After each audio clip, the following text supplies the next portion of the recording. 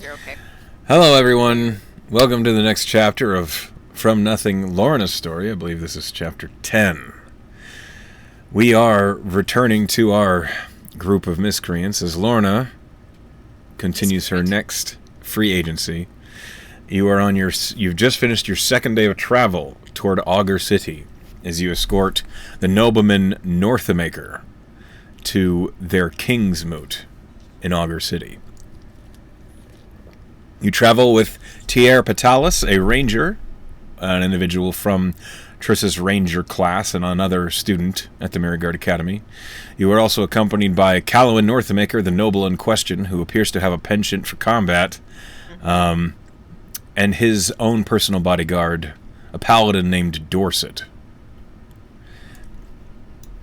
And as we return to your journey, we are going to pull up the world map, and I'm going to require some rolls. Now, if you want to do anything here at the beginning of your third day, speak now or forever hold your peace. Nothing special. Okay. Give me a D8, please. 3. Okay, I'm going to roll... Actually, I'm going to have you roll a D20 for Tier's survival check, and I'll tell you what the bonus is. Okay.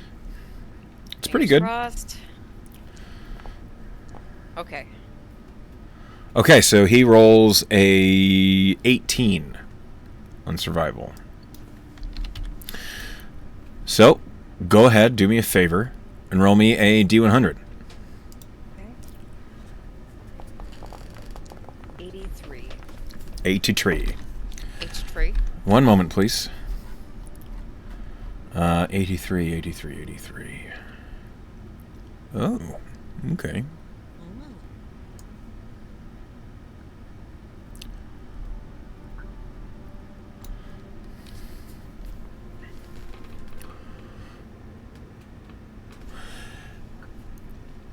You are making your way not on the road, on the way east to Augur City. You've been making your way through the forests and plains and hills and rocky grassland that makes up the pathway between Ferrum and the capital.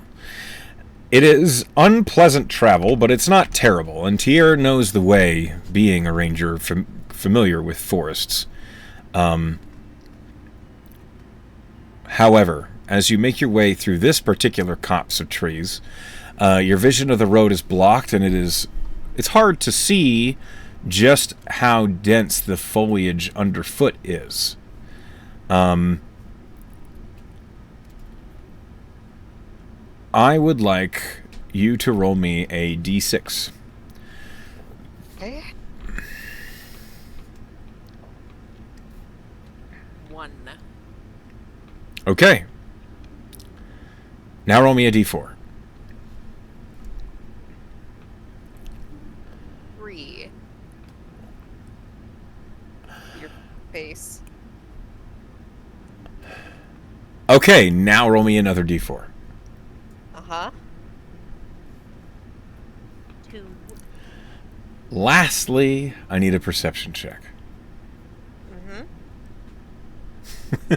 Lots of rolling here. 18. Lorna, you see it as it happens.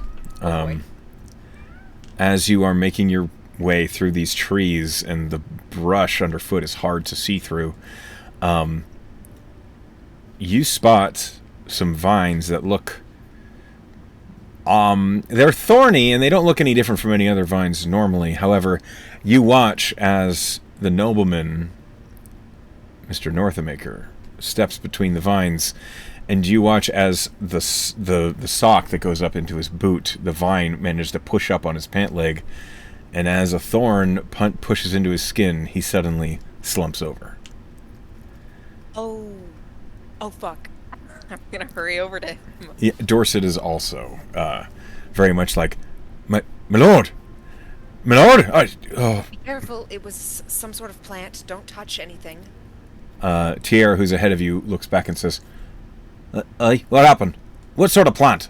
What'd I miss? No, it had thorns. She's gonna try to find it, point it out without touching it. Okay, so you did see it happen, so you can point out the plant that you saw. Go ahead and roll me a d20 for Tierra. This is going to be an advantage, so just roll 2d20. Total's plus 5. Okay, so 16. Tierra looks at the plant, and he looks at the nobleman, and he says, shite. He's going to be unconscious for a little while. This is assassin's vein. I didn't see it before. It's not lethal, is it? No, he's asleep. We need to get him up against the tree, maybe get him out of obvious view. And he begins trying to, he's trying to find out where the vines go, and he's like tracking them. And when he says that, Dorset looks at you and he says, "Give me a hand." Okay. I'm gonna try so to help lift this massive human. roll athletics. Uh-huh.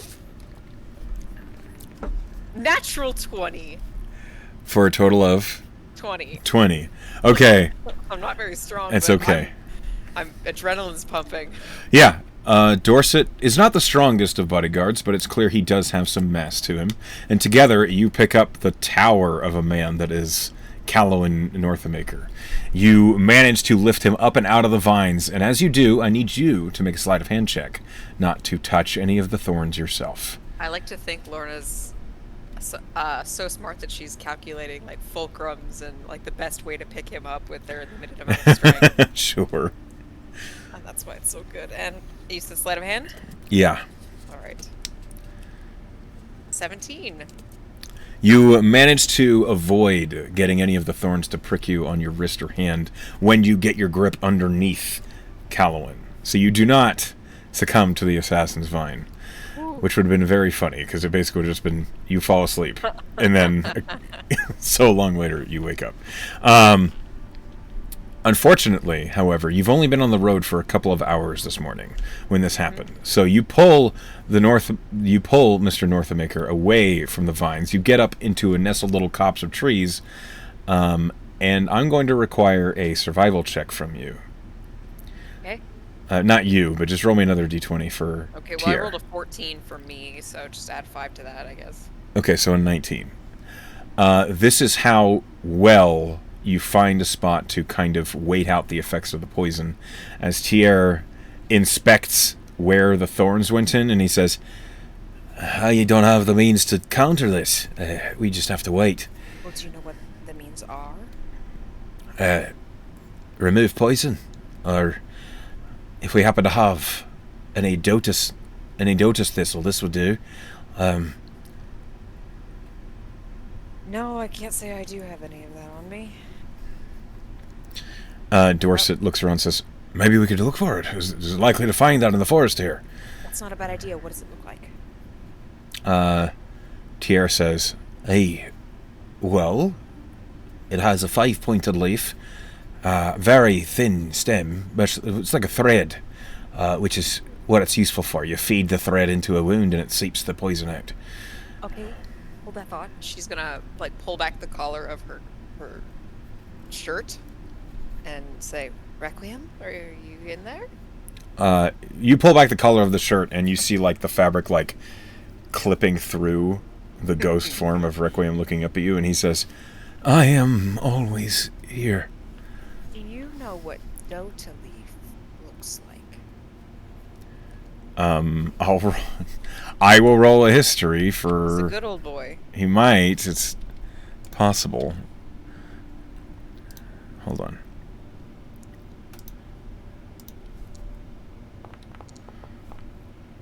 He rolled a 19. So a 22.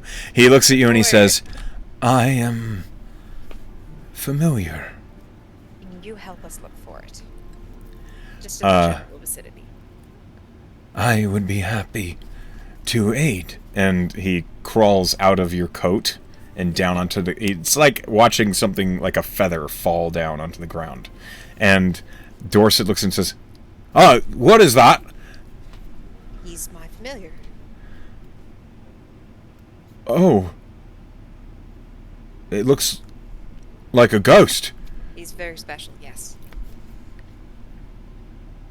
As you say that, Requiem slithers, just kind of moves through the grass, not being disturbed at all, and begins looking for Dota Thistle. Go ahead and roll me a... so this is going to be a survival check. Just roll me a d20. And I'm going to roll it for... We're rolling it for Requiem right now. Yeah, it's pretty good. Yeah, okay. It takes about 20 minutes. And you're standing by the nobleman who is prone. Looks like he's just asleep. He looks comfortable. And Dorset is like standing over him and looking around. And while that is happening, there is a chance for encounter as you're waiting. So go ahead and roll me another D100. An encounter on top of my encounter? Mm-hmm. Encounterception, 69. Nice. Nothing occurs as you wait. And finally, after what feels like an eternity, but it was really only about 30 minutes, you hear in your mind, I believe I have found what you're looking for. Excellent. Thank you, Requiem. She's going to turn to Dorset and say, he's found some. He then says, I lack the means to harvest anything. Right. Okay, Marco. Yeah, there's like a brief pause, and then you kind of get the sensation of where Requiem is, like almost like an emotional warmth coming from that direction. And he says, I don't know who Marco is. Well, I'll teach you a whole bunch of games at some point. And she's going to direct to Dorset and Tier. Well, I suppose Dorset can stay behind and Tier can come with her. So I might as well watch the Sleeping Nobleman. We're supposed to be going. Yeah, perhaps. Yeah. All I'll right. lead Tier over to where he is. Okay. You see Requiem kind of unnaturally floating atop the grass strands in the forest floor. And Tier next to you says, now that is unsettling. I think it's very endearing. Okay. But behind the ghost form of Rek and Snake, Rek the Snake, you see behind him is a small, but it's interesting to look at because at first glance it just looks like moss. But when you kind of look down and you get a good look at it, the center of it just looks like a pile of mossy threads. But all of those threads end in a 5-pointed leaf, like Tier had described. And Tier looks at it and he says, oh, he's perfect. Okay. Give me a minute. And he tucks down, pulls out some tools from his bag, and begins to harvest the Dothis Thistle. So go ahead and roll me another d20 for how he does this. It's at advantage.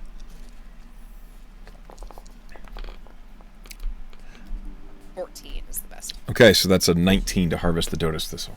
He gets a sizable helping of it. And it's fresh, and it seems in good health, and he looks up and says, this'll do the trick. Let's go ahead and find him. Okay, I will reach down and have Requiem slither back up.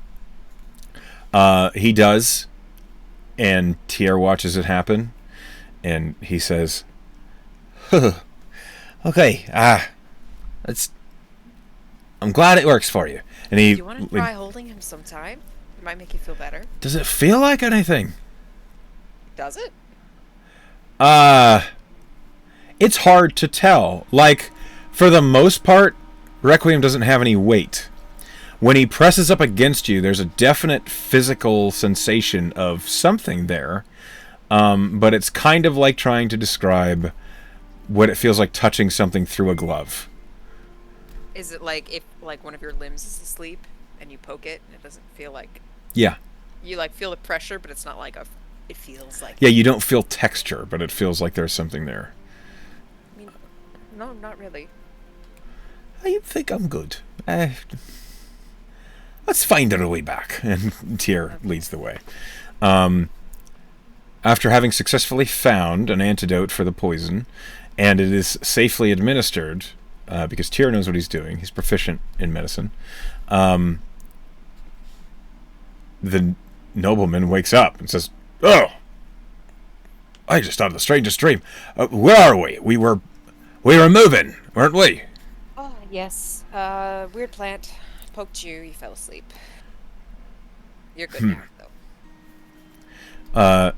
He kind of looks over at Dorset, and Dorset just kind of nods and says, "Aye, my lord, let's keep moving. That's good.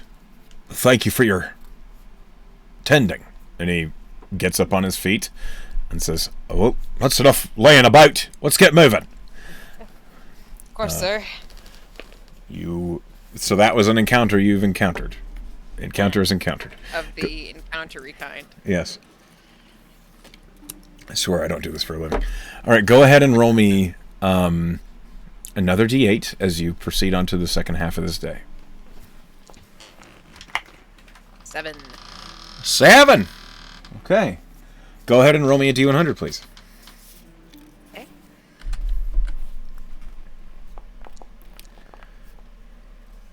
10.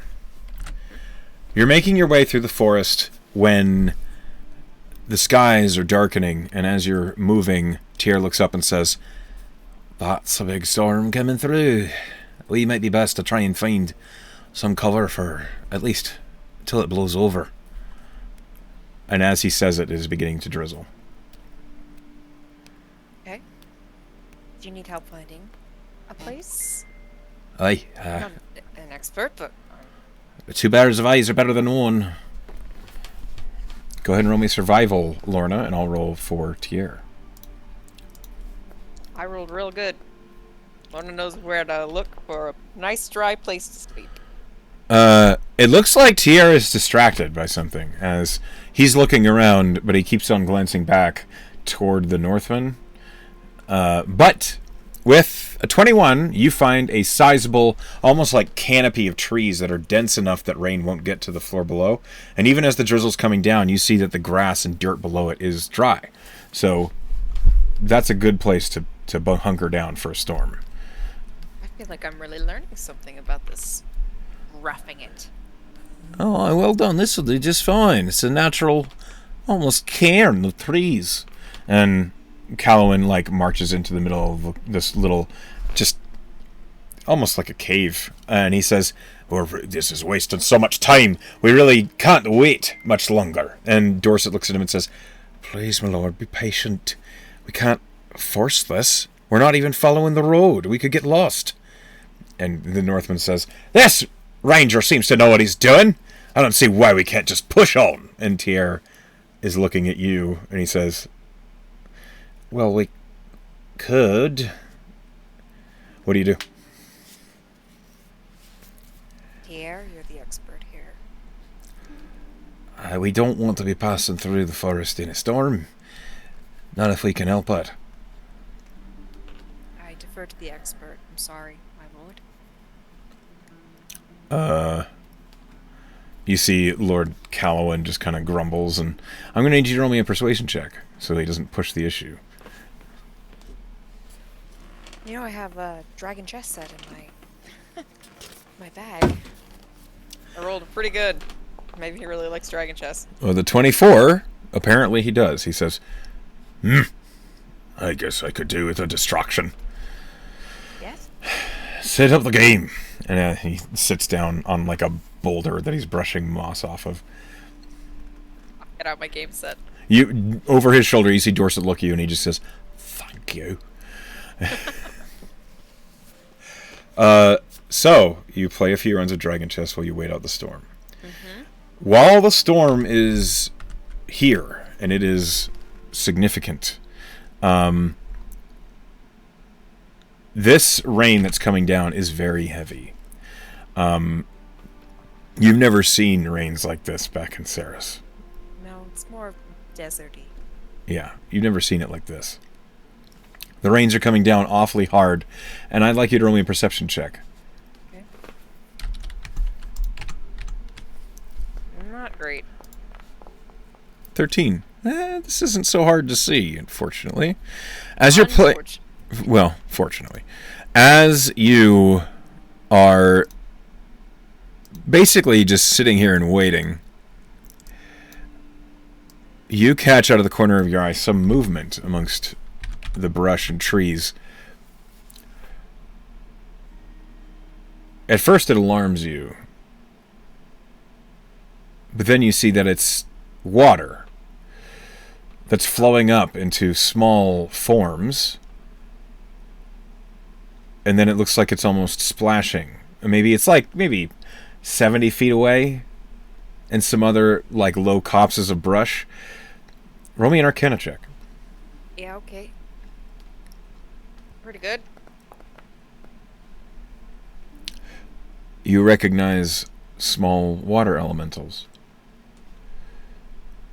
They don't seem any interest in you. Okay. It looks like they're playing. Oh, so cute. Tier has noticed this too, and Are they looks. elementals? No, they're elementals. They are vaguely humanoid shaped that look as though they sink into the ground and arise again as clear water. And you see them splashing other water and leaves and brush toward other water elementals. And every time it happens, you watch as like branches and dirt like get stuck in the forms of the water elemental, and they kind of do this strange like shimmy as they run their watery arms over themselves and brush the debris away and then return fire. And it looks like they're having a dirt fight. That's cute. Lorna will just watch enraptured. Okay. Do you point it out to anybody? She'd point it out to Tier at the very least. Tier would like sit down on his, basically like crouch down next to you as he's watching, and he says, "I've never seen anything like that. At least not back at home. No, there's not a lot of water where I come from, so... There's lots of water where I come from, but this is new to me. Huh. Kind of want to touch one." You gotta ask permission when you touch things. If you speak Aquan and you can communicate with them, more power to you, but I don't think you can. Ah, you underestimate me. Can you speak Aquan? No. Well, then maybe don't touch them. Right, but I just don't like that you assumed I couldn't. I just could tell. Hmm. What languages do you know? I don't think that's any of your business now, do I? What? I don't think that's any of your business. I offend you. Maybe a little. Can I make it up to you? And how might you do that? Because we're not in polite company. A rousing game of chess? Rousing, eh? Rousing. Very rousing. It's an intellectual thing. Think I could get you going? I think I'll pass. You could teach me something you know. Again, I don't know if this is the right company. I always go there first, don't you? Can you blame me?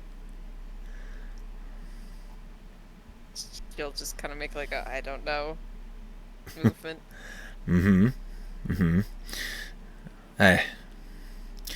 Look. I don't know how well acquainted you are with Tredonians, but it Not at seems all. that's what I was about to say. Is it seems like not at all, not in the slightest. No. Here's what I do know, okay? This job that we're on is likely not going to be the only one. You have,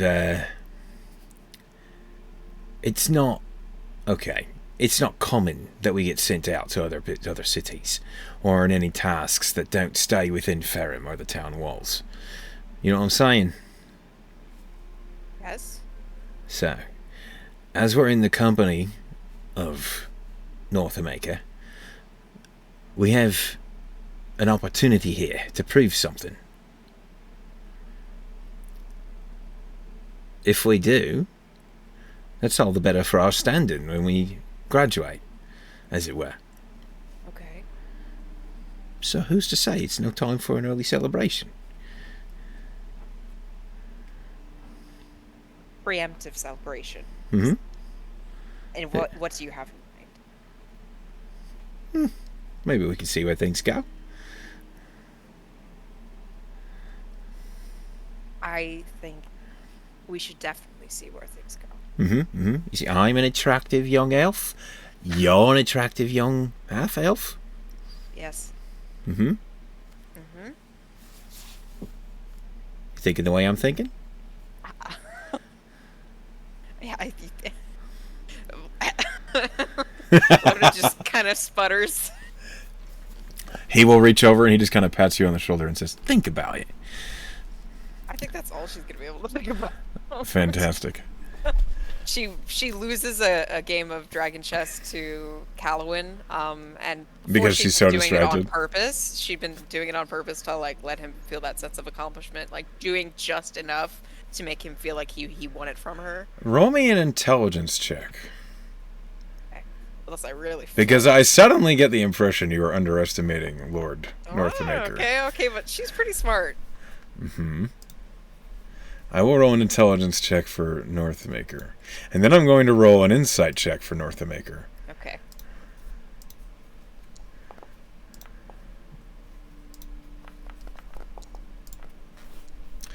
Okay.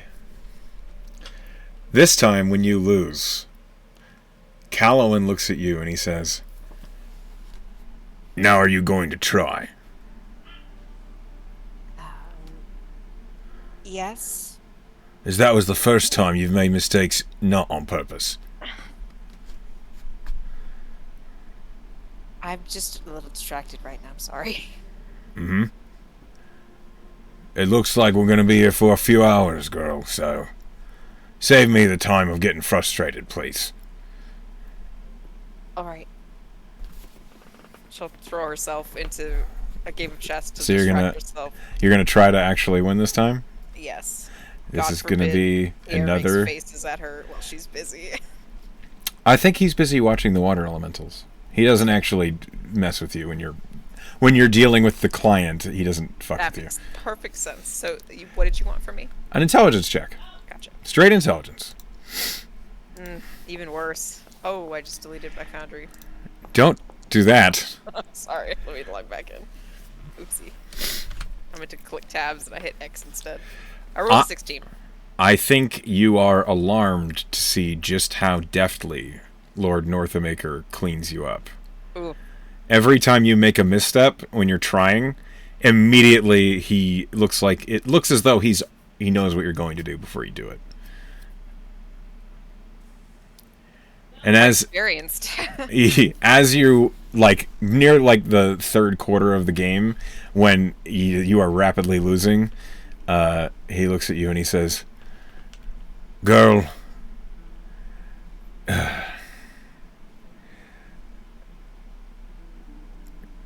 I've trained men for strategies for years. I respect that you are intelligent, perhaps one of the best in your class, but we're not in school right now, are we?" No. I'm starting to understand that intelligence in theory and intelligence in practice are different beasts. A valuable lesson. Reset up the board, let's try again. Yeah, thank you for taking the time to teach me. Learn by watching.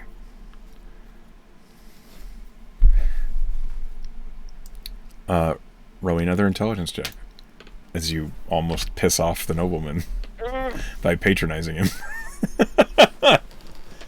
Even worse. It's just getting worse and worse. Okay. Ugh.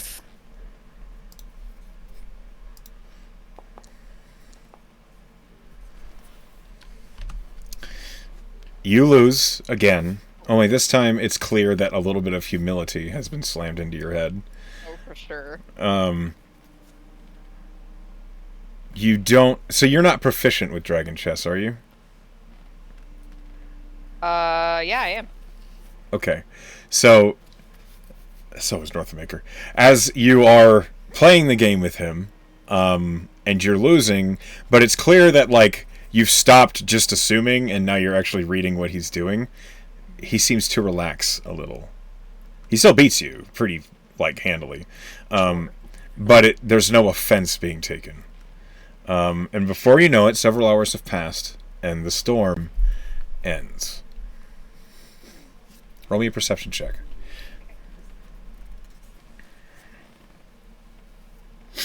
It's awful. Don't worry about it. Okay. As you pack up the game, you get everything all sorted away, and now the storm has lessened down to just a drizzle. Tyr looks around at the rest of it all and over at you, and he says, "It looks like it's settled enough that we can maybe get moving again. I know you're chomping at the bit to get to Alger City." And Callowin, looking a little bit relieved, says, "Yes! Thank the gods. Let's get moving." And he stands. And he looks at you and he says, "Thank you for the games." It was incredibly informative. I'm sure it was. And he kind of tucks his little big coat around him, tying it closed as he had opened it to sit down. And as he's going to insight check you. He's going to try and get an appraisal of, do you feel embarrassed or ashamed, or do you feel like maybe a little humbled, or do you feel like you're taking this as a fluke? Sure. Go ahead and insight check me. Are you trying to hide anything, or are you just... That's a natural 20. Yeah, okay. Nothing's hidden. She's definitely been humbled.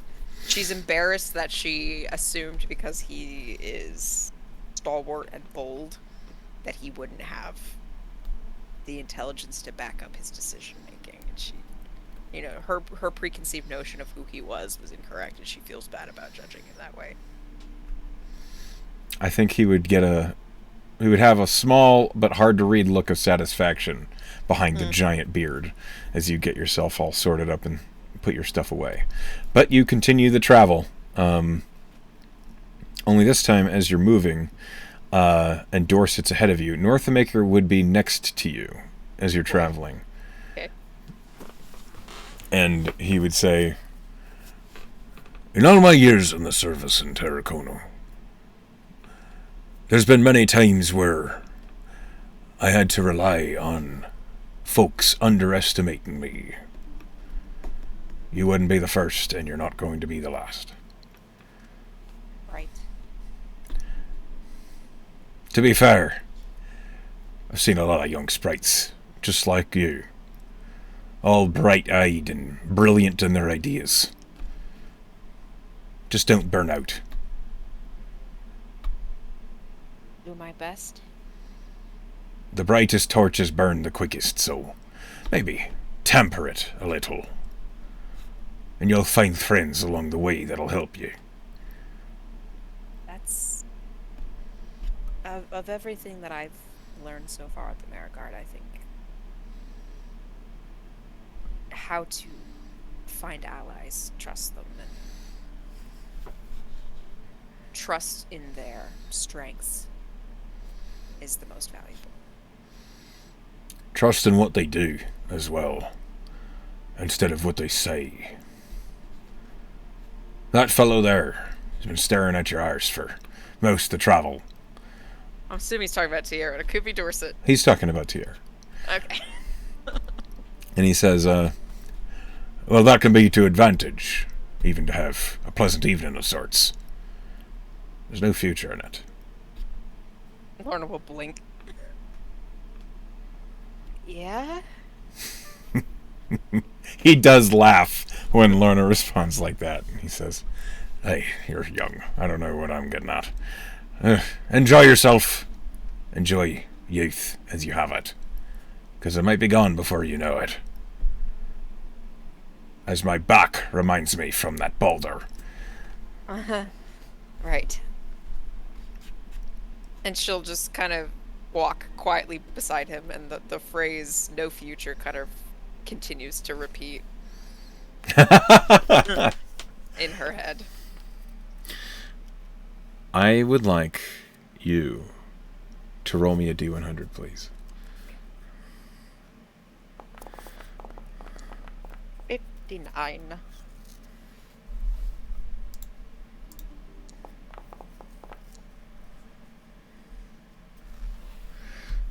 After the awkward silence of Northamaker complaining about his back, After a long pause, he looks at you and he says, "By the way, where is it you're from? I can't quite place by your accent." I'm from Nosvedania. I just feel... Port Rouge, to be specific. Huh. Okay, fair enough. You looked like someone I once knew, that's all. Really? Yes. Well, I mean, I have family elsewhere. Maybe. This isn't a... Well, I guess I didn't know her, but I saw her a few times. Really? Curious. Oh, aye. Where was she from? The mainland. Tarracona. That is strange. I don't know if I have family there. How long ago was this? Oh. I was but a lad. I was maybe 18, 19, so... Oh, 50 years ago.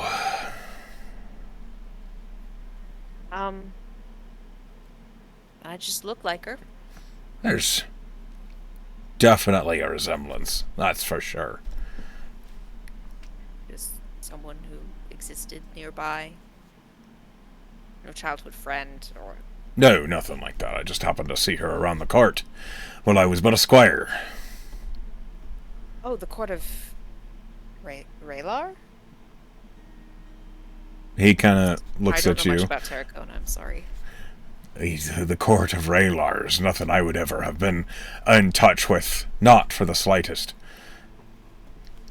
Hey, this was court of the Hammerley. Oh, Dorset mentioned the Hammerleys when we talked about going to Arbor City. Hey, they're a large family from Tarracona. One of many nobles that keep land and try and trade. I know they have their names all over Aurelia as well. Not really my business. At least they're not. They're not in our neck of the woods. I just squired for them for a few years. Okay. Was this this woman of the Hammerleys then? No, I don't believe so. She didn't look... The Hammerleys are dwarfen family. Well then. From what I understood, she was there in an advisory position. Sort of the bookish type that never gave anybody the time of day. Maybe we have a similar last name. Maybe we are related. Do you know what it was? No, I have no. No first name either then? Hey, the first name is Palerna.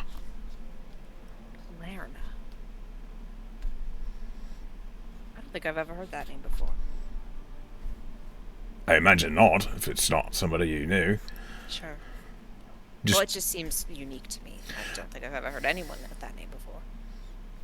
You just remind me of her. Similar complexion. Similar hair.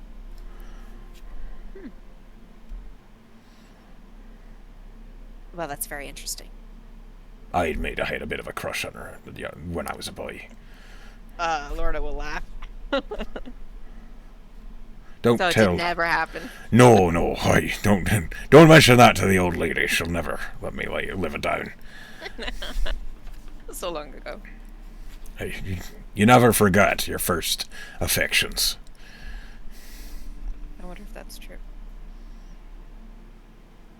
I think so. At least it is for me.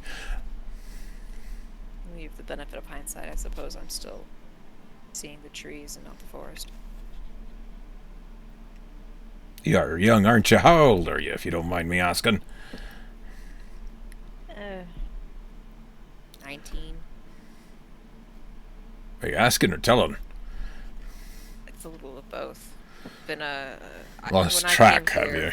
Across the sea, yes, it was a long period of time. Well, you have a lot to learn, both in life and in Dragon Chase. I do. I will take some of your techniques into consideration the next time I want to humble someone myself. See that you do. And tell him an Earthamaker taught you. Oh, I sure will. He kind of slams you on the back with a hand. Oh, God. Do I keep my balance? Yeah, he doesn't try and knock you over. Weigh like 80 pounds. As you keep moving, and you have this conversation with Northmaker, I'd like you to roll me a D100 and another survival check for Tier, so there's going to be an advantage.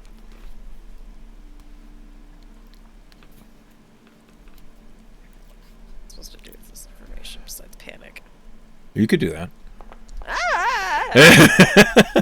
49. I rolled a 69, a 59, and a 49. I don't know what's going on here. And this survival is really good. 23 for Tier. Okay. As you are making your way, the rain stops. You find a comfortable location to rest for the night. You set up camp. The night passes by quietly, and you move on to the 4th day of travel. As you set out on the 4th day, making your way, it is lands between Augur City and Ferrum that are...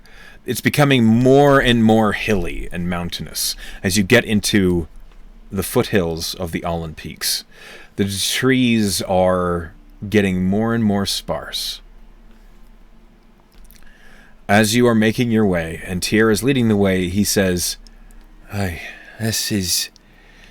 these are lands I'm not so familiar with. I know we're in the right direction, but maybe keep an eye out for landmarks. Oh, landmarks? I can do that. She's gonna beckon Requiem from her torso region. Uh-huh. The folds of her clothes. He emerges. Can you take a bird's eye view for me and tell me what you see? Of course I can. And he turns into the raven form. Stay about 120 feet up so I can talk to you still. Of course. And he takes off. Roll me a perception for Requiem. Perception. Lorna will actually look at Tier and say, do you mind if I just hold on to you? I was waiting for you to ask. Okay, I can't see or hear when I do this, but I can talk to you. So I'm just going to tell you what I see. Out of curiosity, can you feel as well? I've not actually tried this yet. Here's for experimenting. She'll put a hand on his shoulder and she'll close her eyes and open them again, and they'll be Requiem's white eyes, and she will look through his vision. So let me get you said a perception from Requiem, yes. Requiem. He has a +3. Here she do.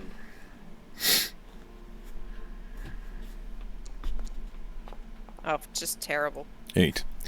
So, because of that... for landmarks. Sure. Because of that 8, the close presence of water and the low sea level of the area that you're in these foothills near the mountains, there is mist and fog that makes it hard to see. And as Requiem is flying above you, he does his best. And he does point out the Allan Mountains that are directly to... basically just to your right as you're making your way. The mountain range is large. Easily some of the tallest mountains in the area.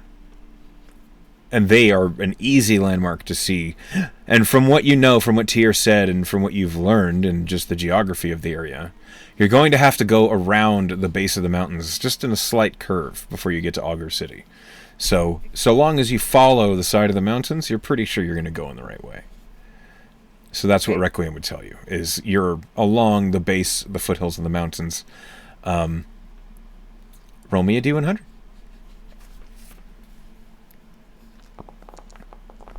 5. Okay.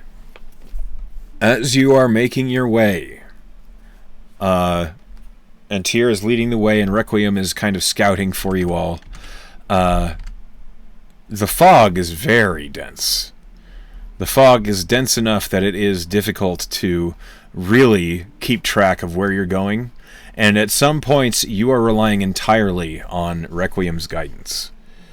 One moment, please. With that 5. Mm-hmm. All right.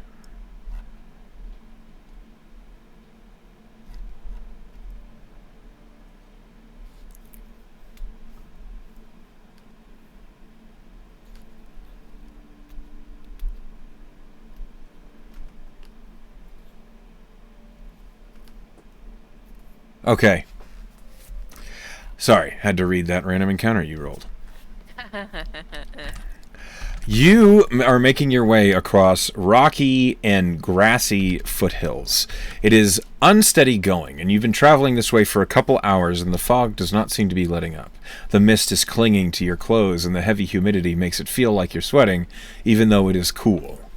It's not super pleasant, and Northamaker, next to you, begins to complain, "This water's getting places you never would expect it to."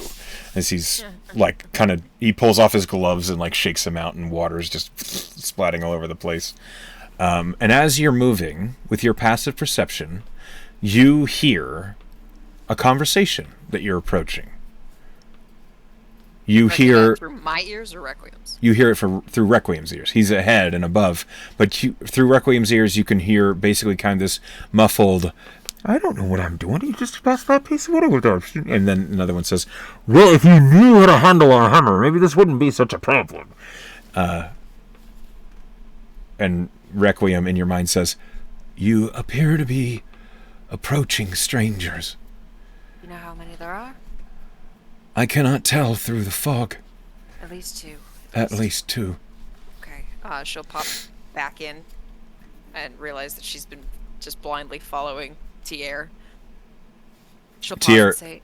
Tier will first say, when he sees that you're back, he'll say, "So did you feel anything?" "I'm just kidding." Okay. Shit. No. And there's at least 2 people we're coming up on. They're having a conversation. Don't know how many more. Don't know what type. It doesn't seem hostile. Doesn't seem hostile. Alright.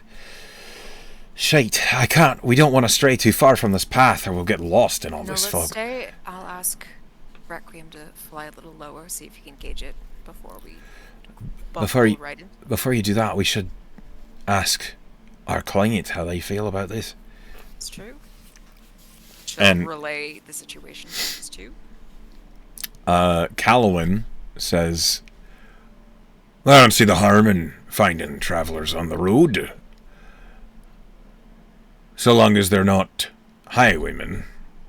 I don't know. I can get a gauge before we walk right into them. "Maybe look for signs of nobility or banner, for they could be the sort of miscreant we were worried about as well." That's true. Give me 1 second, and she'll go back into Requiem's eyes and instruct him, "Get closer. The fog will mask you at least. Just try to gauge them." Requiem drops, and as he does, I'd like you to roll me another perception for him. Okay. Hopefully better. I'm just gonna add 3 to this. Odd. 12. 12. He has to get pretty low to see clearly what's happening here. You see that there is, on the side of this rocky... It's not a road, but it looks like it could have been at one point, or it's an assemble of cobblestone that looks deceptively like a road, as if someone took it, they would be fooled into thinking it was a road. And beside it is a cart that has been toppled. There is a broken wheel on the ground. There's an axle open, and you see 2 individuals. They look like dwarves. And one of them is holding onto a wheel, and it looks as though he's trying to figure out how to replace it, and the other is holding a bag of tools. That's what Requiem sees. Lorna will come back and say, "Any of you 3 know how to change a wheel on a wagon?" Northamaker kind of looks at Dorset, and Dorset says, "I can make repairs if they need..." What? Well, seems to be the case. It seems to be 2 travelers, a wagon. It could be a trap. Wheel. That's true, but they don't know we're here yet. They're really hamming it up. Okay. My lord? And Northamaker looks at him and says, If you have the time, if we have the patience, might as well help them. Tiara and I can stay out of sight, just to make sure we're not, I think this would be a perfect opportunity. I think Tiara will stay with me. And you and Dorset will go handle these strangers. Okay. And Dorset looks at you Dorset. We kind of look like we could be related, right? very vaguely. Sure. Maybe cousins? Sure. You're escorting me to Augur City. And you happen to know how to change a wagon wheel. See what happens. Sure. And Dorset will follow you. Okay, she'll ask Requiem to stay up, just kind of gauging. Tell me if he sees anybody approaching that isn't us. I will watch. Great. And she will approach the voices in the fog. Terrifying. Okay. As you step, it takes like a minute to get up and over the small ridge of rock and hill. And as you do, you see, as you saw through Requiem's eyes, a toppled cart that looks as though it's full of merchants' wares. You can see all sorts of bags and bolts of linen and supplies and even a few weapons that have been kind of scattered out of the back of the cart and on the ground. And you see these two dwarves are still struggling with this wheel. And as you're approaching, are you trying to be stealthy? No. As you're approaching, one of the dwarves says, "Hey, hold there. Who's that then?" Do you need assistance? The other one, like the younger one who's holding the wheel, looks up and says, "Good gods, yes, of course we do." And the older one says, No, you first. What do you want?" And Dorset, Dorset looks at you and says, Are we just making our way to Augur City?" And the younger one holding the wheel says, "What a stroke of luck." And the older one says, "Don't trust everything you see. We can't trust strangers just because they're offering a hand." And the younger one looks at him and looks at you, and he says, "I don't see any weapons." And then nice smile. The older dwarf says, "That one's covered in armor and has a sword at his hilt. Are you paying attention?" And then, you don't think I would travel by myself without someone to help me? roll persuasion. Very cute. Well, no, this is a deception. Is it? I mean, yeah. Okay. Yeah, roll persuasion. That's fine. Oh, sadly, my deception's better. You just played yourself. Yeah, I did. But I rolled pretty well. Okay. I'm not lying. It makes total sense that Lorna would be traveling with somebody. The older one says, "All right. How much for your help, stranger?" I wasn't planning. She looks at Dorset. I wasn't planning on asking for anything. "No one does nothing just out of the goodness of their heart," says the older dwarf. And Dorset looks at you and says, and he kind of whispers, "It's a dwarf. They expect payment of some kind." A cup of ale? Just try to appease them on ground that she thinks they'll understand. The younger one says, "Well, of course we'd give you ale, but there must be some sort of..." And the older one says, no, Dorset next to you says, "Their ale is given for granted. They won't..." Look, they're likely sons of Drunmere. We just need to ask for some coin. Little coin will do, I suppose. "How much coin?" says the old one. She looks at Dorset like, I don't know how much to charge. Dorset says, "We'll do it for a few silver, just for our trouble." And the older dwarf says, 2 silver. And Dorset says, "You have a deal?" And the older dwarf says, "Fine. Right." And you Dwarf's just... like, I don't fucking understand dwarves at all. I'm just like, we'll give you free help. No. What? And as you kind of like make your way over the hills, Dorset kind of like looks at you and says, "It's dwarves. I don't know. It's a cultural difference. Just..." And then Dorset will step down and take the wheel from the younger dwarf, and he will look at you and he says, "You got any magic to help with this?" I can pick up things that don't weigh more than 10 pounds. Really? And yes, yeah. That doesn't actually sound very impressive because me as a person could probably lift more than that. But it's from a distance, so it's kind of cool. Right. Sorry, Dorset. Have you got maybe a light? Or...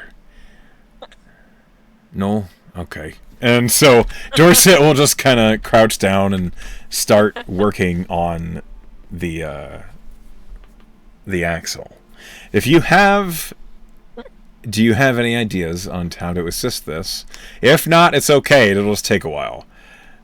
I was actually thinking about using Detect Magic to see if there's anything magic on this card. You can do that. Yeah, I want to do that. There's magic on this card. So you cast Detect Magic, and Detect Magic doesn't really see through things very well. And as you're looking at the cart, you kind of get the hint of evocation, of abjuration, of illusion magic coming from items within the cart. Mm-hmm. The dwarf, the older dwarf, the tall dwarf, when I say that, he's just taller than the dwarf by a couple inches. He is standing near the back of the cart, looking as though he doesn't trust you, so he doesn't want you anywhere near the things that have flown out of the cart. And the younger dwarf, who is kind of watching as Dorset repairs the wheel, he seems to be looking at the older dwarf with some concern, but he looks grateful for the aid, because it's clear he didn't know what he was doing. And then, after about 10 minutes, the younger dwarf goes to the back of the cart. You hear just like this, and then he comes out with mugs of ale. Great. He hands one to the older dwarf, and he says, "Hey, sir, it's a good old-fashioned Titan's brew, if any of you are interested." And Dorset, who's currently, like, the wheel is on, and he's in the process of tightening collars, looks over and says, "Nice, that sounds fine to me. That's Ceresian, isn't it?" And Does that sound familiar to me? you've heard of it. She's sure, yeah. Sure. I'm not a strong drinker, but I can try to get better at that. A mug of ale is pushed into your hands. Thank you. Do you drink it? Try it. Yeah. I'll try it. It is bitter. It is taste strong, but it has a very, very smooth, herbal but tasty finish as it goes down. So, like, the first sip is like, ugh, but then once it goes down, you're like, oh. All right. It gets better with time. And as you're drinking it, you find it easy to drink the rest of it. Roll me a con save. Cool.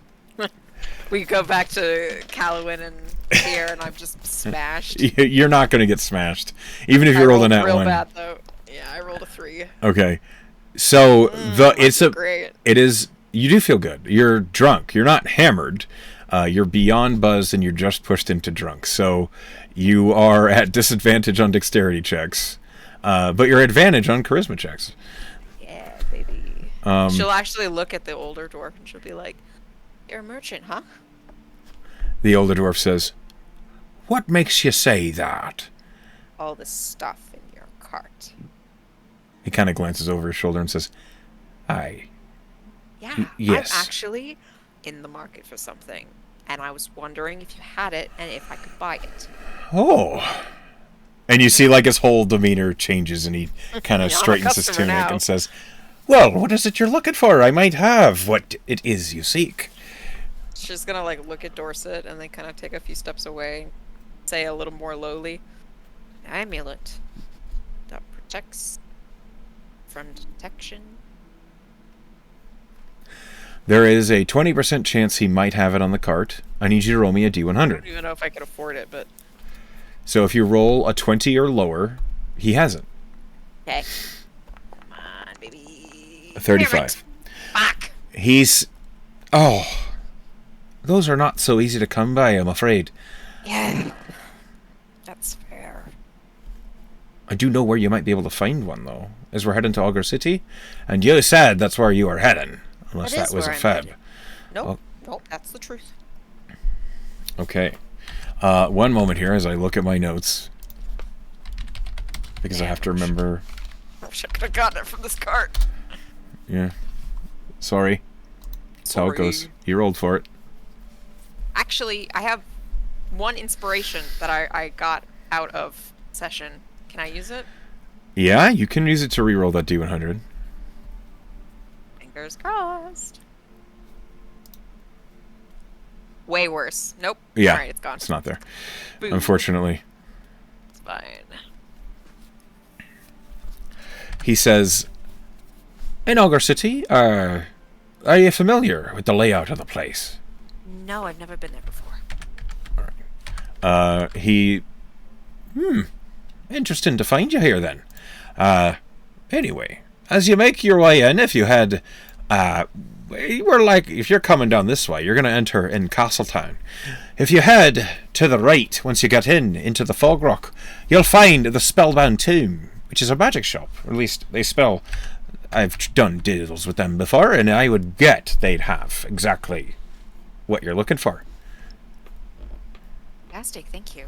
I'll be able to do that as soon as, well, not as soon as when I get there. That'd be lovely. Tell you what, for the aid with this wagon wheel, which has put us down for several hours, go ahead and tell him that old Carlisle sent you. Okay. Oh, Carlisle. I'm assuming that's you. I am Margus Carlisle, and that there's my brother. It's a pleasure to meet you. I'm Lorna, and this is Dorset. The younger dwarf looks up and says, I'm Velas. Velas? Velas. Margus and Velas Carlisle. And you can see the side of the wagon says Carlisle Trade Goods. Huh. Yes, that makes perfect sense. Carlisle Trade Goods. Where are you based? Maybe I'll see you again someday. He kind of looks at you and he says, Wonder. have you heard of Carterstone? Have I? It's a pretty big town, but roll me a history check. DC is 12. Pretty good history. Yeah, fuck yeah. I was born in Quarterstone. No, you weren't. Quarterstone is a pretty big deal. It is the northern city that sits on the border between KO and Aurelia. And it's well known as it's where a lot of smuggling goes through. Oh. Between KO and Aurelia. Smuggling. Okay. No, I haven't been there, but I've heard of it. If I ever find my way that far north, say hello. Make sure you do. The Carlisle Market's there, and that's where you can find all the best deals and all the best prices. We just happen to be carrying what we've found in trade back up there, making a stop through Augur City, as it were. What do you have, you didn't have the thing I was looking for, but maybe you have something else I could buy. I have all sorts of things you could buy. Hold on. Let me pull up my magic shop. What sort of thing are you looking for? Aside from that one specific thing, which I am sad to say we don't have. Oh, well, I'm a magic user by trade. So, I'm not really a weapons sword, but odds and ends. Bits Okay, so this is an unusual magic shop, which means it has all sorts of crazy stuff in it. Well, it's not practical at the very least. Something that will help me. Okay. Hold on. Let me sort here. Okay. All right. So you're a magic user, you are. Mm-hmm. Well, I happen to have plenty of magical scrolls if you should be needing one. And he pulls open, he goes to the back of the cart. And as this is happening, you hear in your mind Requiem say, your companions are growing restless. Give me a minute. We're fixing the cart and I'm buying a thing. I will attempt to convey this. Okay, yeah, oof. So he pulls open a box of various scrolls.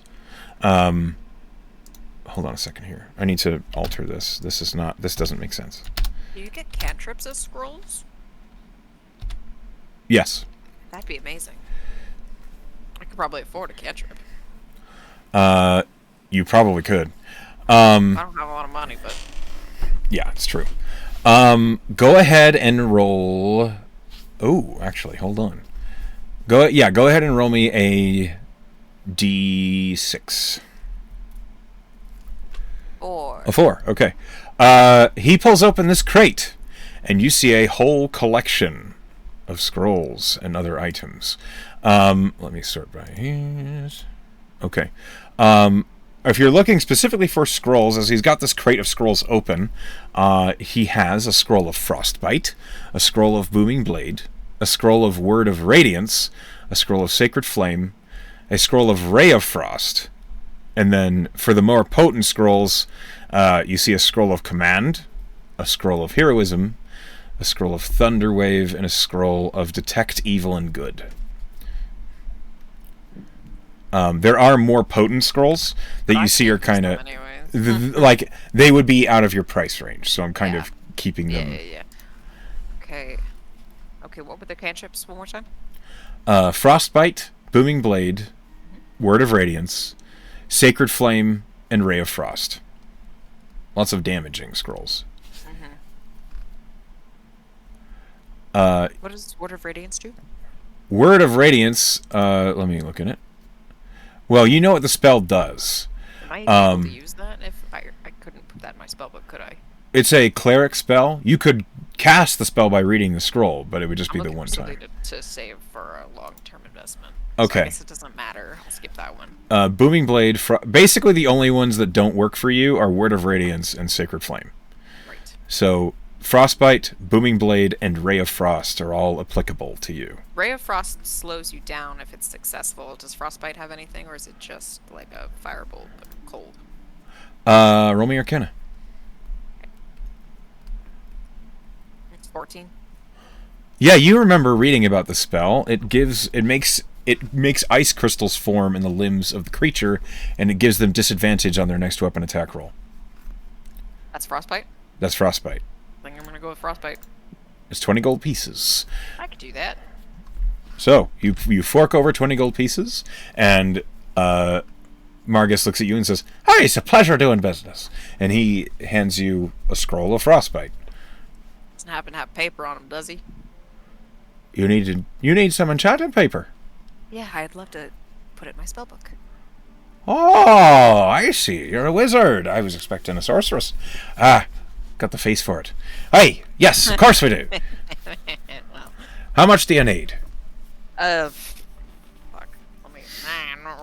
Just let's say I do how much it takes to transcribe that into my spellbook, and then we'll. How much does it cost for a first level spell? That's what I'm wondering. Hold on. I have to look it up. I feel like it's 10 gold per spell level, but I'm not 100%. For each level of a spell, the process takes 2 hours and costs 50 gold pieces. For a cantrip, it would cost 10 gold. Okay, 10 gold's worth. And it wouldn't take 2 hours to transcribe. It takes 1 hour. Okay, that's fine. The dwarf looks in, and he pulls up a crate, and he starts pulling up sheaves of parchment, and he says, "Enchantment grade paper. Aye, 10 gold's worth," and he hands you it's a thin little package of basically burlap wrapped paper that he hands to you. Been a pleasure doing business with you, Carlisle. I didn't expect to have a customer here while we were trapped on the side of the road. And you say, and as he says that, Dorset says, "The job's finished. Great. You're all set to go." And as he says that, the older dwarf, Margus, looks to you and says, "Well, this has been a fine morning so far." And he reaches into his bag and hands 10 silver to Dorset. Well, it was a pleasure. I really liked this. She points to the book she's holding. Okay. You mean the scroll? No, she's talking about the drink she took that made her. Oh, yeah. Awesome. And Velas comes over and says, "I'm glad you liked it. That's Dwarven brew. We always make the best." And he takes the mug from you. I'll remember that. You all have some pleasant travels now. And as that happens, you see as Velas and Margus both go to the other side of the cart, and it slowly up onto its wheels. We're gonna She's gonna like nudge Dorset. We should go find them before they get real mad. Yeah, I think you're right. A pleasant day to you two. And you make your way back. As you are approaching, you see that Northmaker and Tier are both standing in the middle of the road, and there is the raven form of Requiem going, just like waving its wings around on the ground in front of them, and you see Northmaker looking confused. And Tier says, "What is? Hey, they're back! They're back!" You're lagging.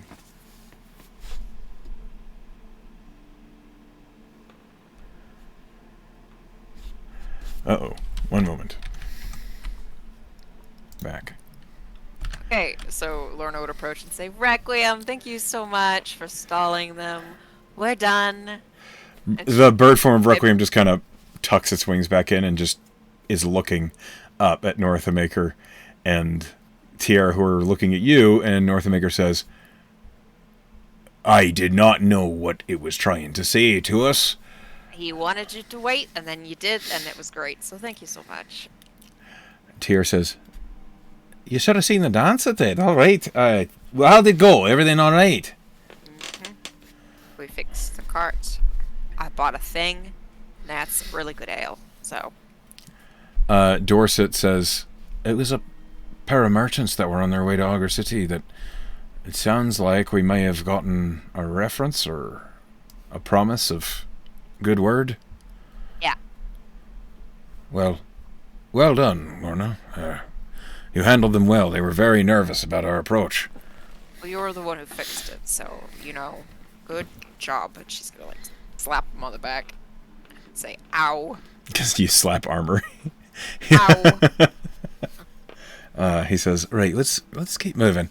And Tier says, "Sounds like a plan. And maybe let's go a little bit wide so we don't run right back into him." No, that'd be weird, because then we'd have 2 more people than they already saw, and they'd be like, what the fuck, Let's not have the questions. And Tier will begin to lead the way around. So go ahead and roll me a survival for Tier. Yay. 19. 19. You resume your travel, making your way around the site where the Carlisle merchant wagon was repaired, and you proceed on. Go ahead and roll me another D100. I rolled 72 twice in a row. That's really weird. That is weird. Different tables, though. As you are making your way, the rest of this day of travel passes by quietly, and you make your way around to the point where you are you're getting to the base of the mountain and places where there's no grass and it's like rock and gravel, but now it's kind of impossible to travel without being on the road. And when you reach these hard places to cross, you see Tier is kind of hesitantly looking back toward Northmaker, and he looks at you and he says, "Right, so we can either find a place to camp for tonight, or we can try and press on, but the mountains are going to be extremely dark, as we're going to have no moon tonight. I think we're best off getting a campsite set up early." Well, I back you on that. You know what you're doing for more than I do, so... Lord Northmaker. Yes, Lorna, how can I help you? Are we still... I think we should call it for the evening. It's going to be dark. We have many hours before the suns go down all the way. Sure, but we'll be in the middle of a mountain. Roll persuasion. As you are handling the client. 18? He kind of folds his arms, and you see Dorset say, "My lord, they do know best, and we are paying them to protect us here, so maybe we stay patient another night." And Lord Northmaker looks between Dorset and you, and he says, "If we're late for the Kingsman, I'm taken out of your head." And Dorset looks to you and says, "Thank you. Let's find a place to camp." So you did succeed. It just didn't seem like it. Yeah. Well, he said yes. I consider that a success. Okay. So Tierra will begin to look for a campsite. Roll survival for him. 14. You find a place to camp. It's not super comfortable. The stone is cold. It is hard to find a place that's really comfortable on the side of a mountain. But you do so, and as you are buckling down for camp, Tierra has one last important question to ask of Northamaker. And Tierra says, I hate to point this out, but we're going to have a hard time traveling if we aren't willing to use the road, at least for the next stretch of land. The mountain's not hospitable. If the road's been carved through, so if we follow that, at least for a little bit, we will avoid any trouble. And Northamaker says, we risk running into exactly the sort of people we don't want to on the road. And they would know that. And Tyr nods and says, you're right. It's a risk both ways. It might be a little slower going off the road, but we also risk the troubles of nature. Whereas if we stay on the road, we risk the sort of people you're nervous about. What do you do? I can hold my own in a fight, but I'm more adept at handling people. So I would be more in my element on the road, handling problems that might arise there, at least for a short period of time. We must play to our strengths here. And you see, Northamaker is considering it. All right, we're paying you to take us there. I'll trust you know what you're saying. We'll follow the road, at least for this bit. As you said, you didn't want to be late. Don't use my own words against me. It's just strategy, sir. That's a good way to get yourself killed. By who? Northamaker doesn't answer as he begins setting up his own bedroll. And Dorset is like looking at and he says, it's different. Sorry. Lorna's gonna spend she's gonna spend that hour to get frostbite into her spellbook. Okay, you understand how to cast frostbite. You have that cantrip. Cantrips are cheap. I will update your spellbook on the Foundry so you can have it. Well, let me add it. Yeah, D&D Beyond doesn't like that, even though it's not against the rules to add cantrips. Just use the Foundry page for it. Okay. I know it's annoying. I'm sorry. D&D Beyond, in all of its greatness, has some weird problems with it. Okay. So you purchased Frostbite. And it is now...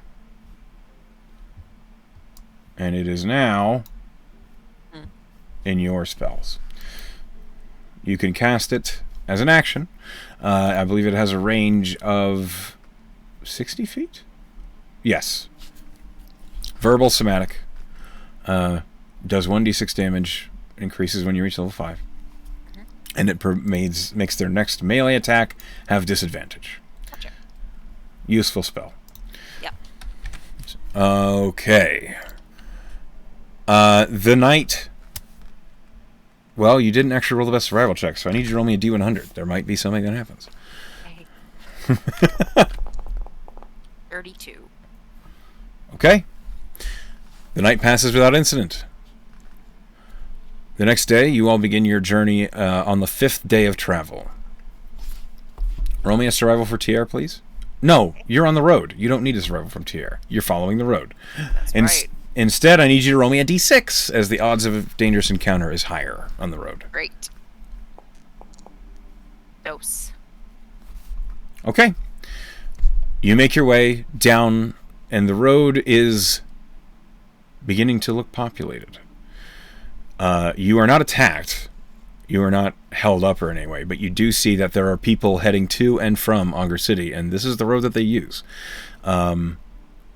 You are making your way quietly as just 4 people walking along the road. You don't have a cart, you don't have horses, you just have what you carry with you. And as such, you're pretty much left alone.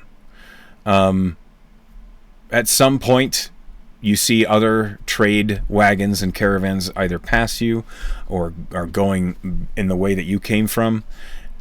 It's quiet and easy travel along the road. But as you are on the road, your passive perception shows you Northmaker looks nervous. He doesn't like being on the road and around these people. He's nervous for every person that walks by. You can see he kind of stands in the middle of your group, trying to not be obvious to anyone. Even though he's this massive man. It is difficult to accomplish, and you can see he pulls his cloak and coat around him tightly. He kind of has his beard. It looks a little mussed up. It looks like he might have, instead of tending to it in the morning, he's brushed it out, so it looks a little wild and scraggly in an attempt to hide his noble status. And it, at a passing glance, he doesn't look like a nobleman. But if anyone gives him a real investigation, the high posture, the way of walking, the fancy hilt of a hammer that hangs off his belt, even though it's under his coat, sometimes the handle pokes out. It's impossible not to notice. One thing that Dorset tells you as you're walking, he says, "Try as Carlo and might, there's one thing that's always hard to hide, is your boots. Carlo can't hide his boots. Do you happen to have maybe an extra pair that might fit him?" She looks down at her feet. Like, the odds are not good, but...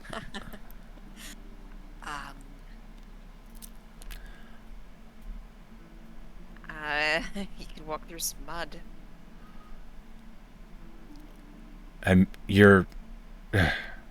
It's the clasps and the buckles that you can't hide with dirt. It's fine. It's a slim chance, but I thought it might be worth asking. You never know what's in an adventurer's pack. Alright, you'd have better luck with Tier than me. Tier doesn't have a pack. Oh. He's just been roughing it this whole time. He has equipment on him, but he doesn't have, like, a bag like you do.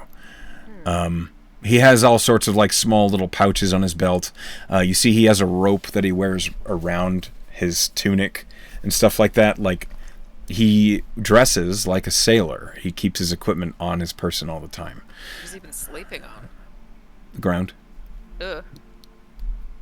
Warner looks concerned for his back.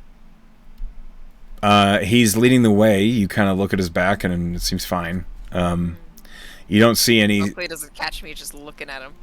Sure, he'd never let me live it down. His passive perception is high enough that he knows you are. Yeah. But he doesn't say anything about it. You don't see, like, any obvious signs of a bedroll or anything like that on him. But as a ranger comfortable in the woods, you see he's been sleeping fine. Sounds horrible. She's thinking to herself.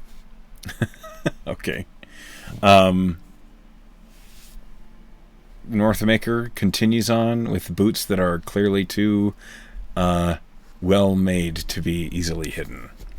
That being said, as you're making your way along the road, I need you to roll me another D100.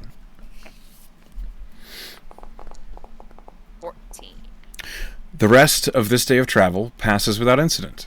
Yes, I made a good call. You did make a good call.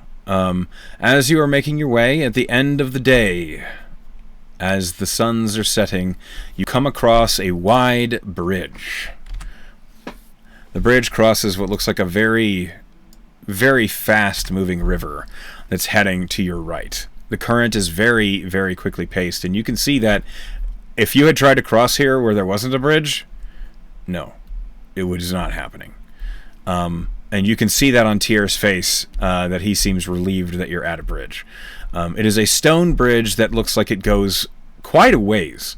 This river is very wide, and traffic continues both ways. You guys need to choose if you're going to camp on this side of the bridge or on the far side of the bridge. Might as well push through. Okay, you push through. Roll me a d6. 5. Okay. As you make your way across the bridge, nothing of interest happens.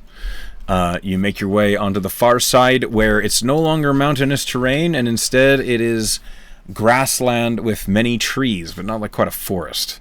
And you start to see the developments of what look like homesteads that are nowhere near any civilization, but they look like the sort of people who would home out in the middle of nowhere and then live off the land themselves. It looks comfortable out here, and you can see already on the sides of the road many campsites that are being struck. And Tier looks over at you and he says, "Oh, we need to find camp." Roll survival. Need help? Yes. Should I do it at advantage? Yeah, roll survival for Tier at advantage. Natural 20 for We have 25. Best goddamn campsite. Yeah, you find what looks like a broken boulder that looks like it was just cracked away with the weather, and it creates a very well hidden, almost lean-to that would protect an entire campsite from weather and also view from the road. And as you set up camp here, with that natural 20, you do not need to roll an encounter roll for the night. Yes. It is now the 6th day.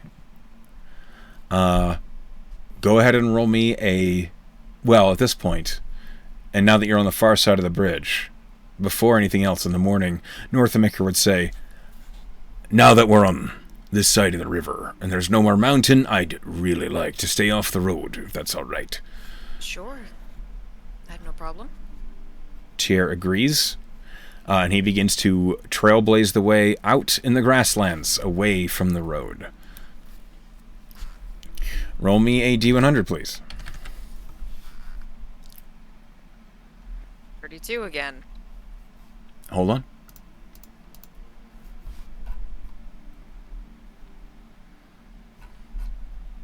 Oh, 1 second here.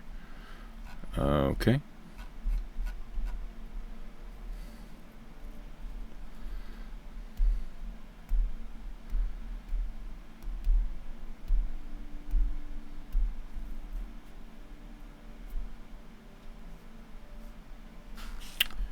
Okay.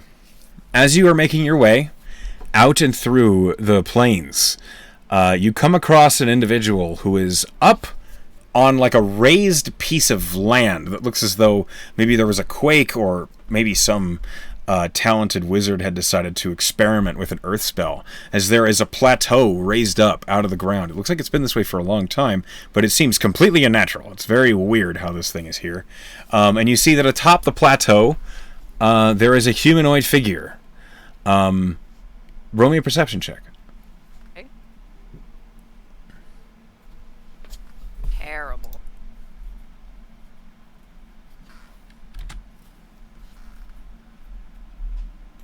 Nine. Yeah. As you approach, this humanoid is... it looks like they're doing something. They have something in front of them, and they're moving, but you can't really tell what they're doing. The plateau's too high. Do you investigate, or you just proceed? That is not my business. Okay. You proceed onward. Mm-hmm. All right. Plus, Northmaker's getting impatient. It's true. You ignore the encounter, and you move on. Roll me another D100. Gotcha. 43. 43. 43. Okay. One moment here.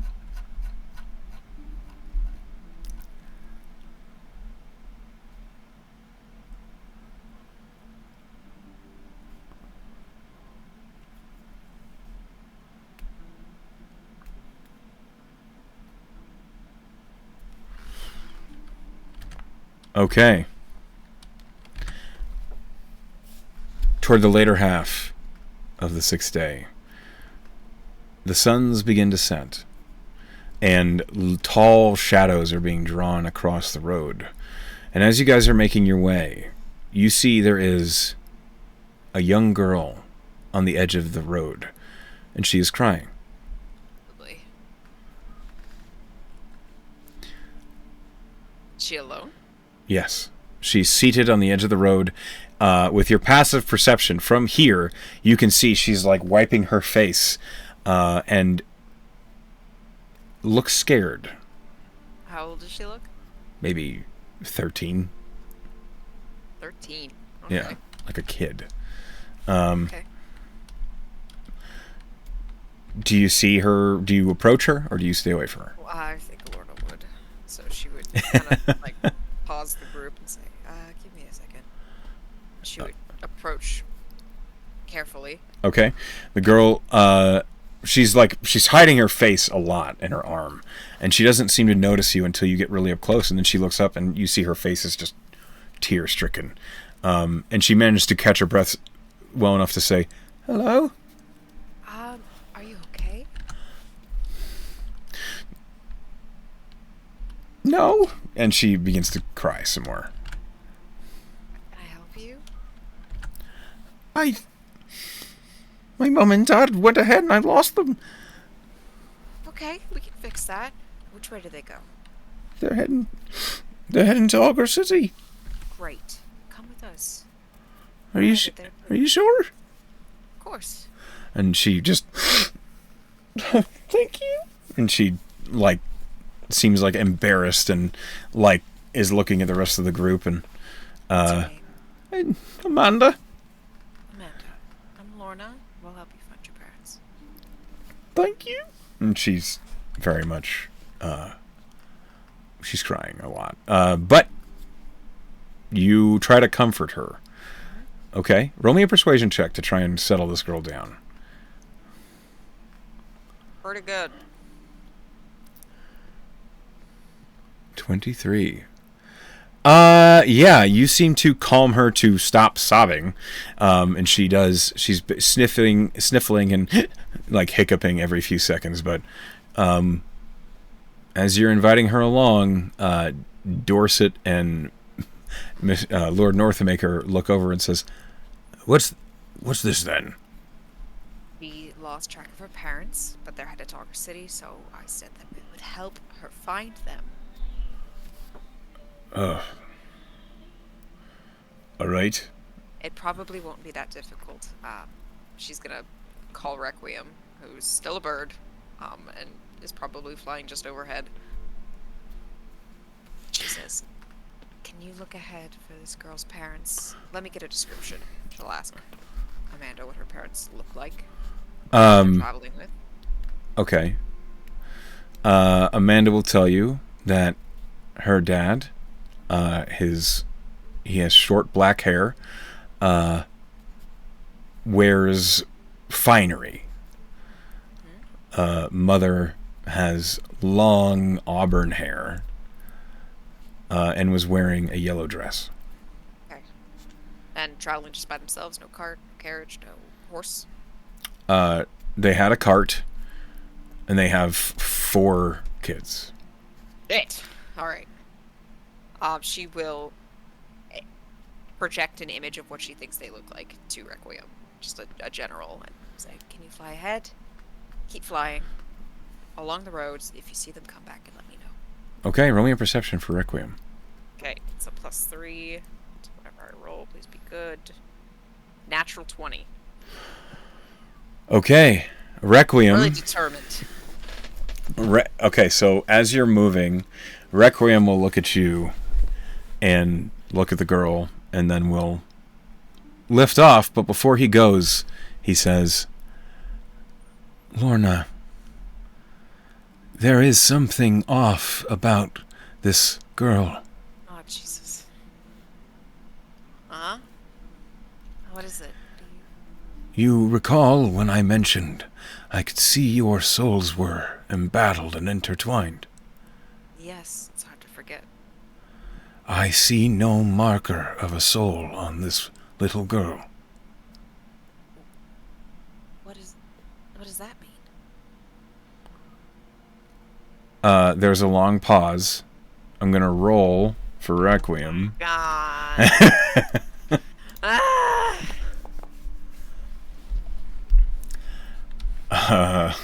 Requiem, with that history check, would say, There are few creatures without a marker for a soul who can convey the imitation of life without appearing undead. I suspect this girl may be a vampire.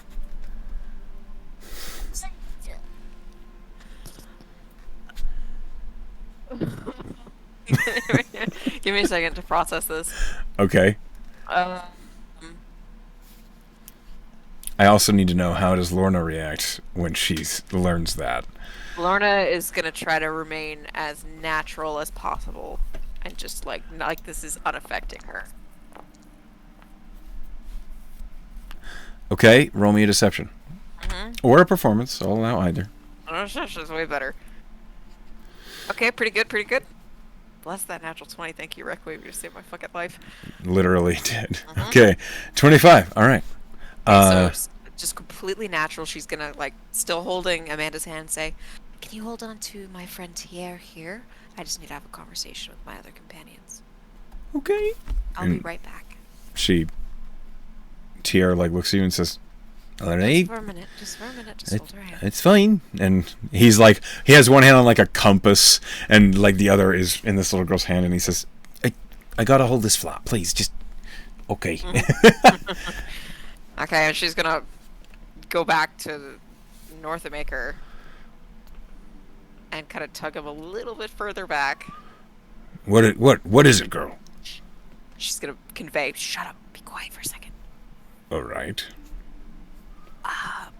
So, I'm like 90% sure that this little girl is a vampire. Act natural. Okay. Is it daylight out? It's dusk. You also noted the girl felt alive. There was warmth in her hand. Didn't seem vampiric. With an 18, you see Northamaker for a moment, his eyebrows raise, and he's... Okay, and what does she want? She was sitting by the side of the road, putting on a show like this. I don't think it can be good. I didn't realize it until I pulled her to us, so I apologize. Well, we're in it now. What does Lorna know about vampires? Roll Arcana. Ugh. Just trash. Not Trash much. roll. Wow. She knows they're around. They were never mentioned in my little book. No. Shit. Apparently not with an 11. You rolled it. What do you do? So, what do I know about vampires? Just not much. You Just know that they're around. You know they're around. You know that just like any other creature, they can have mixed motivations. From what you've heard, it depends. Really. Like, they are just as different as humans can be, but they can be dangerous. She's young. You don't know that. I mean, obviously, she looks young.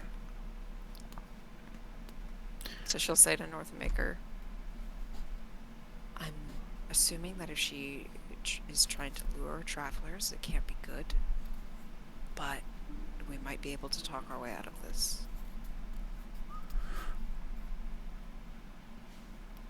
I haven't dealt with vampires much in my time as Lord of the Northern Plains, but we can humor your... I don't really have a better choice here. I think it might even be best to just be like, "Hi, I know you're not what you are saying you are.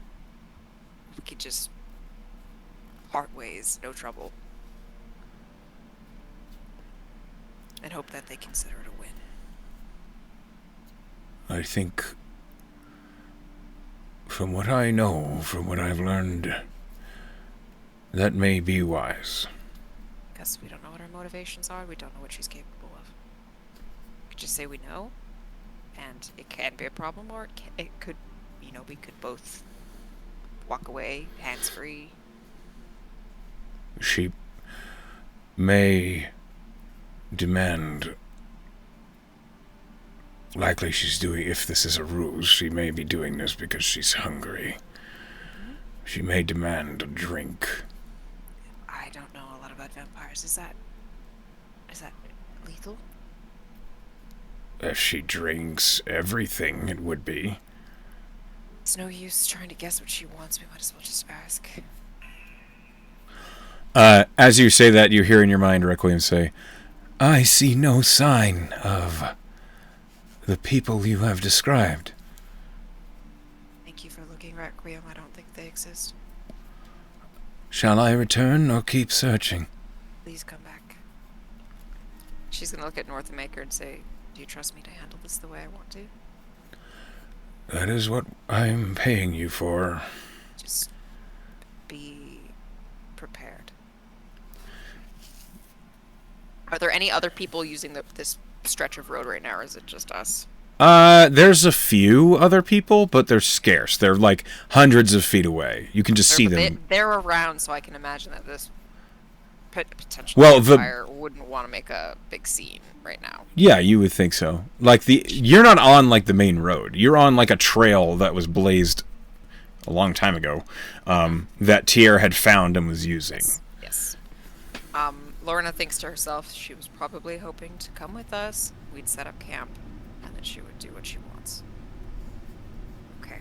So she's going to walk back up to where this little girl Amanda is, Tier. Mm-hmm. Say, I'm back. I'm sorry that took so long.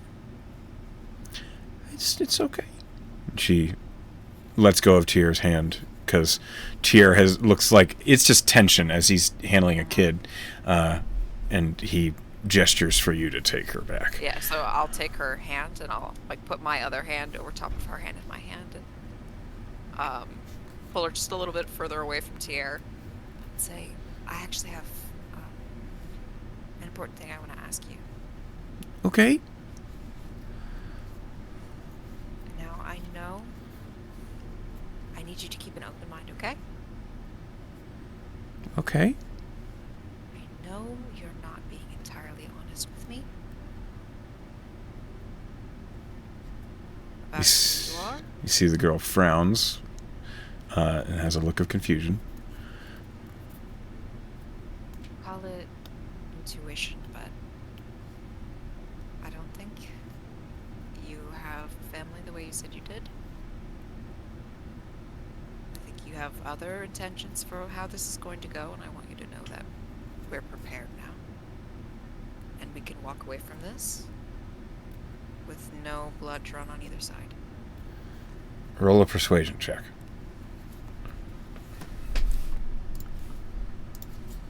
That's okay. An 18. You see the little girl frowns.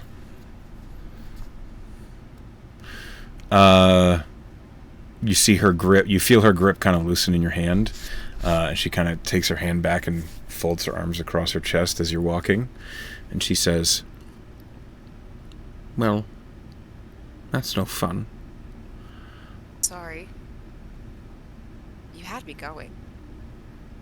I'm hungry. That's what I thought might be the case. It's not something you can really ask for, is it? Well, it depends. Most people run and hide when they learn the truth. You didn't. Not most people. She looks at you and looks at the other two, the nobleman and Dorset, and looks ahead at Tier. She says, you'd really just walk away. There's nothing about you that bothers me unless you hurt me.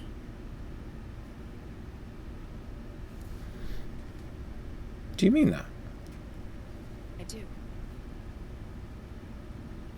You're rare. Lorna just kind of smiles. Can I ask you for a favor then? Well, Sure, I suppose.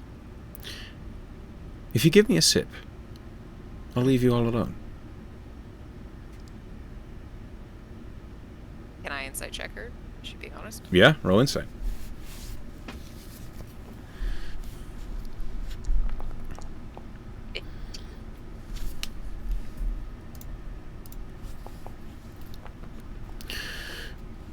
She means that she'll leave you alone. Is it very painful when you're hungry? No, you'll like it. I mean, are you in pain because you're hungry? Oh. Yes. It's dangerous for you, then. It's like knives in my stomach. That does sound painful. Is your name Amanda? Yes, that was the truth. Okay. And I had a family once. They did leave me. I'm sorry. It's not your fault. You just, well, saw through my game. I wouldn't have drained anybody. I'm just hungry. You just do what we need to do to survive. How about this? And she'll lift up a pinky and offer it to Amanda. Promise? Promise. Promise what? That you'll just take what you need. Oh. And she reaches out and wraps her pinky around yours and says, I promise. Okay. When you say okay, Amanda takes your hand and presses your forearm up to her mouth, and discreetly, she bites you. And she drinks. And it doesn't hurt, because you're willing. You take 1 point of damage. But it doesn't hurt at all. Instead, it feels elating. It feels like she needs you to live. It feels warm. The tingling sensation is hard to describe. There's nothing sexual about it, but the pleasure is as though the best massage you've ever received, but on the inside, going through your arm, up to your chest, up to your nose, up to your hair. It feels like every part of you is electrified. She takes a significant drink, licks the wound, which is closed. You feel a little dizzy, and she says, I'll remember you, Lorna. Thank you. Thank you for being reasonable. She looks to Tier, and she looks back at your clients, and she walks away off the trail. I'm a little dizzy now, but problem solved. Callowin Northamaker was watching closely, and as Amanda leaves, he approaches up next to you and he says, I'm impressed. I'm just glad it worked out. You put your life on the line for the words you said. Not many would. I'll remember this. Second person who's told me that in 10 minutes. Well, we can hope that she meant it, but I did. I trust you. And thank you for trusting me to handle this. I think it would have been stupid to go in violently when words can solve it. You have the mind of a diplomat. Well, I had a certain upbringing. Maybe when you're finished with this place, I might offer you a job. That's very kind of you. I hope I continue to grow and potentially impress you someday in the future. It takes a certain amount of spine to negotiate with a vampire when you know one is one. Let's keep moving. That's a good idea. Do you need something to lean on? Dorset! And he gestures to the bodyguard, who steps over and immediately slumps his shoulder up under yours and says, well done, I got you. Come on. Thanks. It's just like, I feel like I'm floating. And it's kind of great, but it's kind of like, ooh, I was not coordinated to begin with. I don't know if I would have had the stones to trust her myself, so... well done. I knew you guys were here, so... I don't know if we're any match for... Anyway, let's keep moving. And at that moment, You're Tyr... like, what the fuck just happened? Tyr has really high passive perception, so he heard a lot of this, but he didn't engage with it because he's trying to navigate, which is not easy in when the suns are no longer in the sky. And as he does, it's getting darker, and he says, Let's. I think this is a good time to maybe find camp. We'll make it to Augur City tomorrow afternoon at this rate. Is that on time? Northamaker looks between the two of you, and he kind of pulls an object, a contraption from his coat, and looks at it and says, That's a day ahead of schedule. Brilliant. Well done, you two. She'll look at Tyr and just smile, like she's very proud. Tyr is all like, when he hears that's a day ahead of schedule, and he says, And there was never any doubt.